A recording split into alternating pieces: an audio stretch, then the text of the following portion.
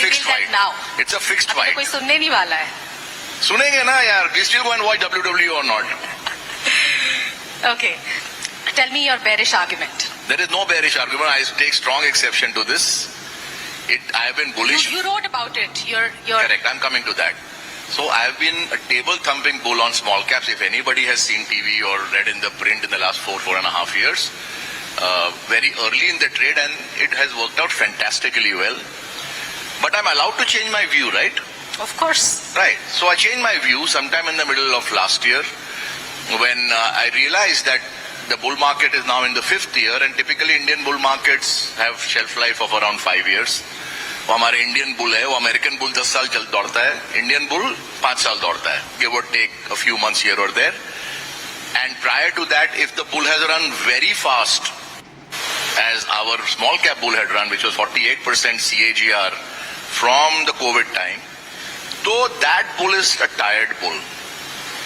And a tired bull will fall at the slightest of hints of a trouble, while a young bull will jump over the trouble. That's why we say a bull market crosses the wall of worry. A tired bull, usko kuch bhi hoga, to it tends to then buckle. So my take was, I've been bullish 4.5 years, but I always believe markets are cyclical. The data proves it, and I still have investments in India, by the way, because there are. तो नमस्कार दोस्तों, हाल ही में शंकर शर्मा ने market के बारे में बहुत बड़ी बातें कही।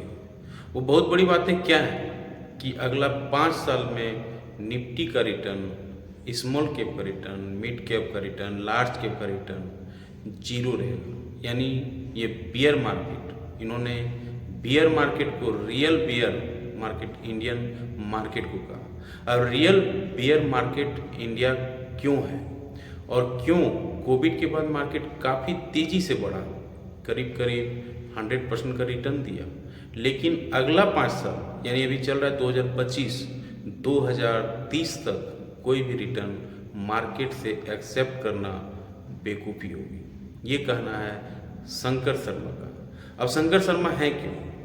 शंकर शर्मा फॉरेन पोर्टफोलियो को देखते हैं। जी क्वांट रिसर्च इन्वेस्टमेंट नाम का इनका कंपनी है, रहने वाले इंडिया के ही हैं। यहाँ तक कि वो धनबाद, झारखंड के धनबाद के रहने वाले हैं और काफ़ी अच्छा रिसर्च उन्होंने किया है, काफ़ी बड़ा नाम है उन्हें मार्केट में। तो ग्लोबल समिट मुंबई में हो रहा था, जहाँ पे समीर अरोड़ा नाम के एक बहुत बड़े ये भी फंड मैनेजर हैं, उस दौरान उनसे बातचीत हो रही थी और उस समिट में उन्होंने इस बात को रखी। तो आइए समझने की कोशिश करते हैं कि क्यों मार्केट अगला 5 साल में रिटर्न जीरो देने वाला है। अब हुआ यूँ है कि कोविड के बाद मार्केट अनएक्सपेक्टेड बढ़ गया है। लोग अनएक्सपेक्टेड तरीके से मार्केट में रिटर्न देखने लगे थे। कई नए लोग मार्केट में आए और जो ये नए लोग आए, ये कौन लोग हैं? वो ये लोग हैं जिनकी सैलरी 40,000 से कम है, यानी मिडिल क्लास से भी नीचे के लोग हैं, मिडिल क्लास ही बोल सकते हैं आप इंडिया में। 40,000 उनका मंथली सैलरी है और वो ट्रेड कर रहे हैं। अब जाहिर सी बात है, जो ट्रेड करेंगे उसे नुकसान होगा। फ्यूचर ऑप्शन में तो 90% लोग नुकसान कर रहे हैं, 95%, यहाँ तक कि 99%, 98% तक नुकसान कर रहे हैं। सेबी का आंकड़ा बता रहा है। और वही ये लोग जो नुकसान कर रहे हैं, 40,000 का सैलरी है, कर्जा ले रखे हैं 50 लाख का, 40 लाख का, 30 लाख का, 10 लाख का। यानी 40,000 अगर उनका सैलरी है तो EMI में कट जा रहा है उनका 3 लाख 4 लाख। मान के चलिए कि बहुत, एक EMI भरते हैं, दूसरा EMI से खर्चा चलाते हैं। तो ये सिचुएशन हो गया है इंडिया के लोगों का, यंगस्टर का, जो 30 से 40 वर्ग के लोग हैं और उनकी सैलरी भी 30-40 हज़ार के बीच में है। तो ऐसा क्यों हुआ है? क्योंकि कोविड के बाद अनएक्सपेक्टेड तरीके से मार्केट आगे बढ़ा, काफ़ी अच्छा रिटर्न दिया। जो शेयर्स आप सोच भी नहीं सकते थे कि इस तरह का रिटर्न देगा, वो अनएक्सपेक्टेड रिटर्न दिया। जैसे रेलवे शेयर जो 30 रुपये 40 रुपये के शेयर हुआ करते थे, वो बढ़ के 400, 500, 600, 700 हो गए। IRFC का शेयर इसका एग्जाम्पल है। उसी तरह से अनगिनत नाम है जो अनएक्सपेक्टेड तरीके से रिटर्न दिया। अब ये रिटर्न सबको लुभाता है। ये लुभाता कौन है? सोशल इंडिया के, सोशल मीडिया के इन्फ्लुएंसर के जरिए। सोशल मीडिया के इन्फ्लुएंसर अपने पोर्टफोलियो को शेयर करने लगे, वो जाली तरीके से फ्यूचर ऑप्शन के प्रॉफिट शेयर करने लगे कि हर रोज वो 2 लाख 3 लाख कमा रहे हैं। तो एक मिडिल क्लास का लोग ये सोचेगा कि भाई हम महीना भर मेहनत करते हैं और हमें 30,000 40,000 50,000 बड़ी मुश्किल से आता है, और यहाँ देख रहे हैं कि हर रोज 1 लाख 2 लाख 5 लाख हर रोज कमा रहे हैं, तो क्यों ना हम इनमें इन्वेस्ट करें। और यही रीजन हुआ कि अनएक्सपेक्टेड तरीके से मार्केट आगे बढ़ा, और ये मार्केट कहाँ तक चला गया? 26,400 तक निफ्टी चला गया, जो निफ्टी अभी 22,500 के आसपास है। तो इतनी बड़ी गिरावट केवल निफ्टी में हुई। सेंसेक्स में इसका 4 गुना पकड़ लीजिए, यानी 22,000 अगर 300 ही पकड़ते हैं और अभी 22,500 400 500 के आसपास 4,000 पॉइंट का निफ्टी में करेक्शन हुआ है।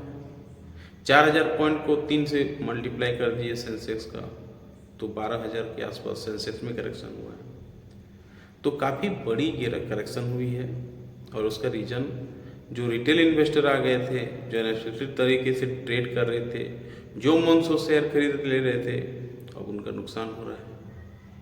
दूसरा रीज़न रहा कि जब देख लिए जो कंपनी चलाने वाले प्रमोटर हैं कि हमें प्रॉफिट आ रहा है और अनएक्सपेक्टेड तरीके से आ रहा है, मेरा तो कंपनी का ग्रोथ अच्छा नहीं है लेकिन फिर भी मेरा शेयर ऊपर जा रहा है, तो यही मौका है इसको बेचा जाए। और यही मौका का उन्होंने 26,200-300 में उन्होंने फ़ायदा उठाया और वो बेच के निकल गए कि नीचे भाव में फिर खरीद लेंगे, और अब ये नीचे भाव, अब उसको खरीदेंगे। तो ये सारे रीजन रहे जो मार्केट को रिटर्न अनएक्सपेक्टेड तरीके से दिया इंडिया में। लेकिन अब तो लोग रियलिटी मार्केट में आ गई है। अब लोग देख रहे हैं कंपनी का ग्रोथ अच्छा नहीं हो रहा है, इंडिया का इकोनॉमी भी उतना अच्छा नहीं है, वर्ल्ड का इकोनॉमी भी उतना अच्छा नहीं है, यहाँ तक कि अमेरिका का इकोनॉमी भी अच्छा नहीं है। अमेरिका का इकोनॉमी की अगर बात करें तो एक तरह से मंदी के कगार पे है, और भी वर्ल्ड वाइड इकोनॉमी बहुत खराब स्थिति से गुजर रहा है।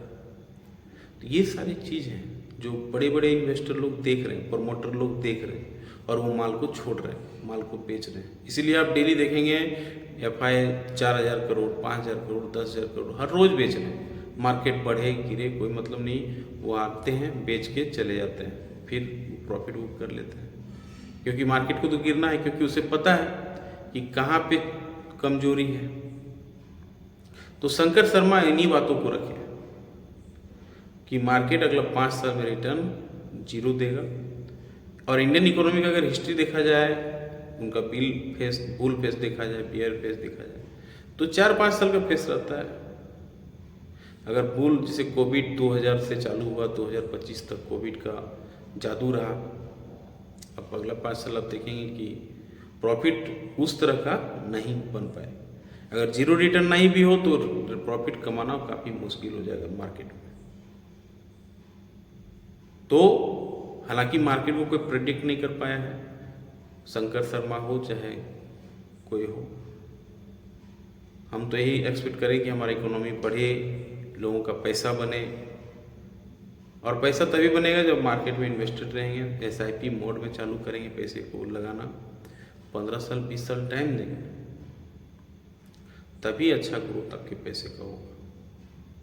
कैसा लगा जानकारी? लाइक से सब्सक्राइब कमेंट जरूर बताएं। मिलते हैं किसी और वीडियो में, तब तक के लिए जय हिंद, वंदे मातरम।